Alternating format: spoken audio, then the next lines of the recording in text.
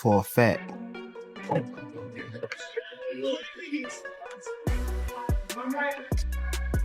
Good money, good money.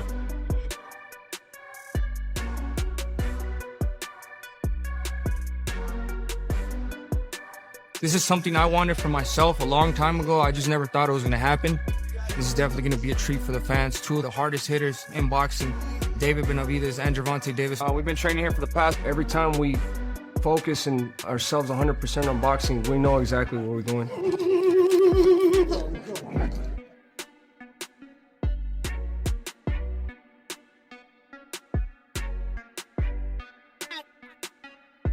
I'm not a kid anymore. Taking my priorities serious. These things matter. I read a lot of messages that people send me, and there's people be like, you know what, bro, you're an inspiration to me. You motivate me a lot. That's really what keeps my engine going. I can't let these people down, and I won't let these people down. I definitely do it for the fans. I don't think the fans know how much they mean to me. They're not even my fans. I feel like they're my family.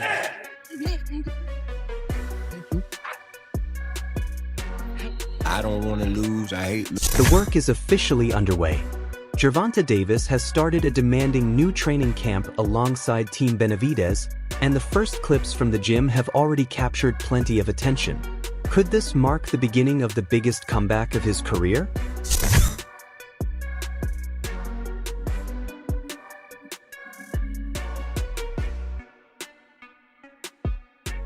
David Morrell is definitely in trouble for this fight. At the end of the day, nobody fights like me. He's definitely in for the hardest fight of his life. I'm evolving as a fighter and as a man.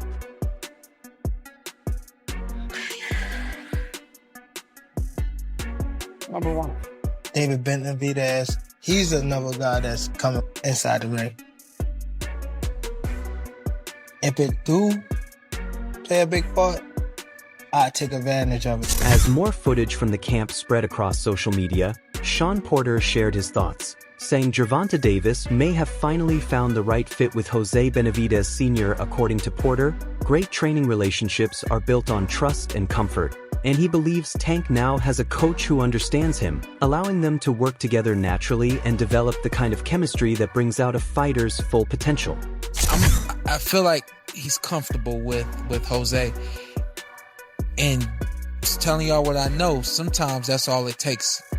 Whatever's gonna get this light flip up, turned on, and keep it on, sometimes it's comfort.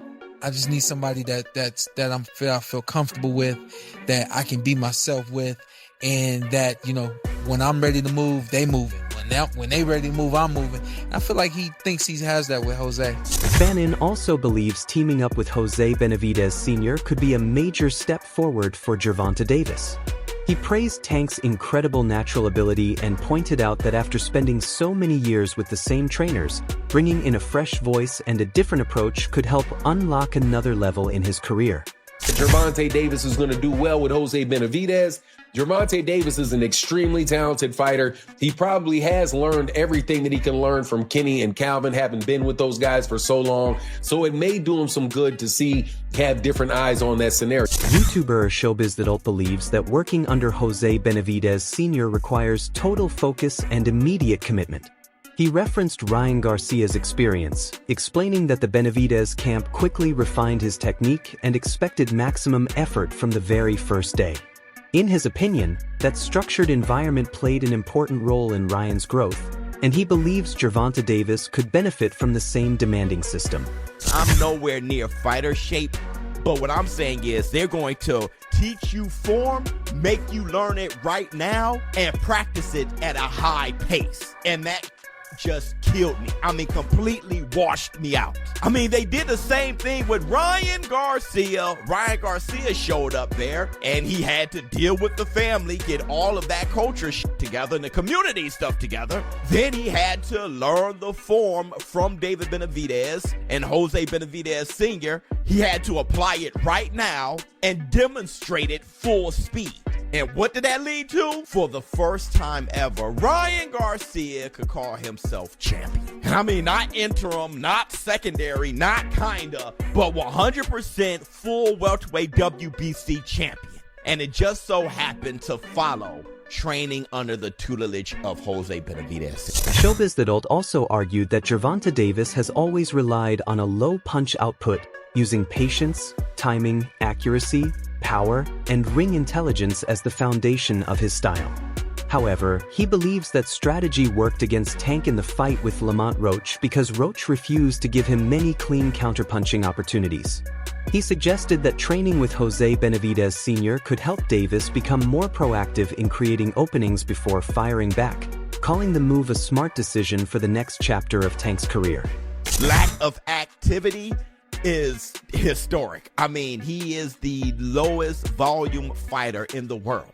And a lot has to do with his timing, his IQ, his precision, and his power. He throws something when he sees something. But it just so happens to make him a low-activity fighter. And against Lamont Roach, I think that has something to do with the trouble Lamont Roach gave him. Because Lamont Roach didn't give him much. So Gervonta, he really couldn't find too much to counter. And in that situation, he had to try to punch Lamont Roach open. And that just didn't work well for that fight. But getting coached by the Benavidezes, oh, they definitely know how to punch you open, then counter. I think Gervonta Tank Davis made a very headsy choice to try Jose Benavidez. Greg Hackett welcomed the return of Gervonta Davis, describing him as one of boxing's biggest attractions.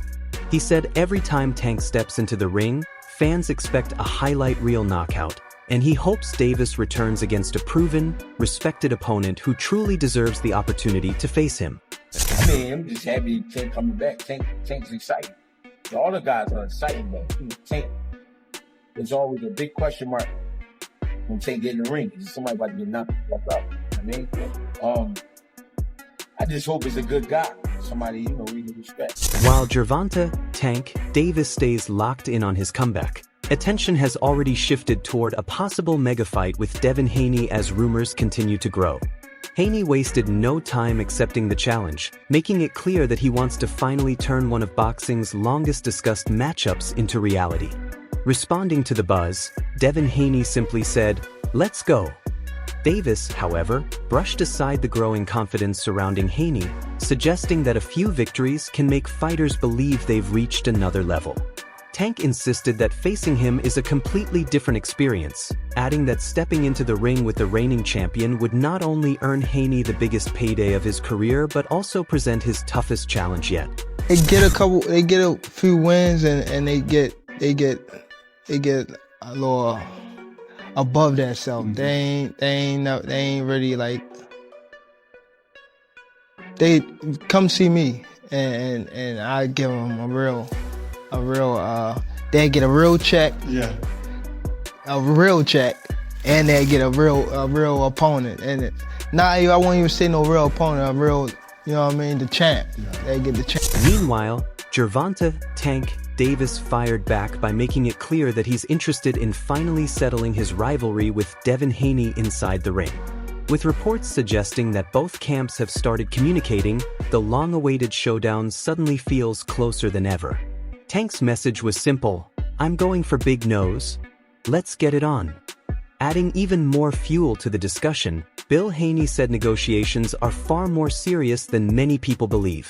He credited his conversations with Al Heyman for giving him confidence that the fight can happen and emphasized that there should be no dehydration or rehydration clauses, with the contest taking place at no less than 144 pounds.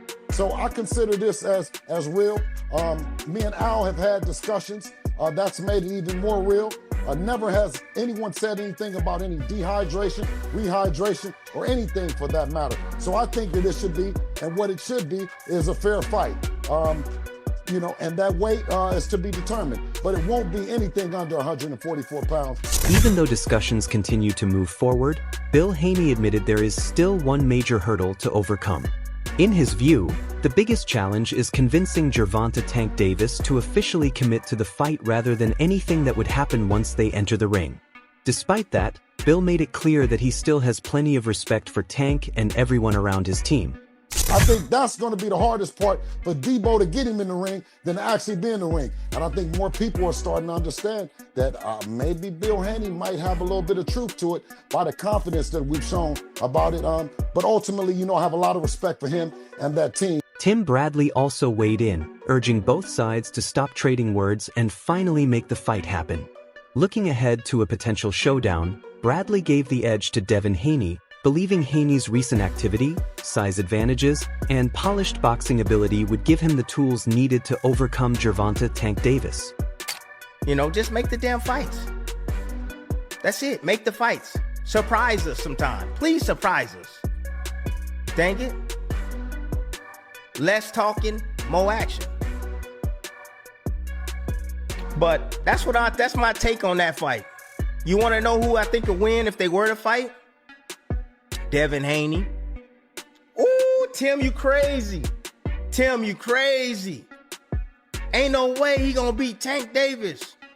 Ain't no way. Tank got too much power for him. Tank this, Tank that. What about Dev? Dev been active. Dev been busy. I'm going with the more active fighter. The one that's been busy. That's who I'm going with. The bigger fighter. The guy that can box. That's who I'm going with.